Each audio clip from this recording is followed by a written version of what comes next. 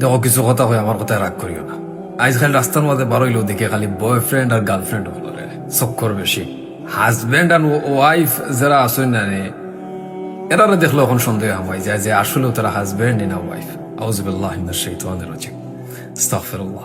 আগে মানুষে তারা প্রেম করছেন না যেন এমন কোনো কথা নাই, তারা প্রেমও করছেন, বিয়েও করছেন, কিন্তু তারা কোনো সময় মানুষের সামনে আনছেন না, লুকাই লুকাই রাখছেন যাতে দুনিয়ার মানুষে জানুক না। আমার ইজ্জত, আমার সম্মান আমি লুকাইয়া রাখি যাতে দুনিয়ার মানুষে জানুক না। কিন্তু তুমি তাই যেটা লাগাইছো বুঝছো না রে, যে মানে বাইরে চক্কর না দিলে আর মানে দুনিয়ার সামনে না লইয়া আইলে একটারে থ্রু লাভ হয় না, একটারে বেস্ট অফ ফিল হয় না। এটা ফিল তোমার মানে চক্কর দেওয়া, শপিং যাওয়া, অথা করা। এরে ফুয়াই নিজের মারে কয়দিন শাড়ি এখন কিনিয়া নিয়ে দিছ, আম্মা ধরো তোমার লাগে আনছি ওখানটা কিনতেছে।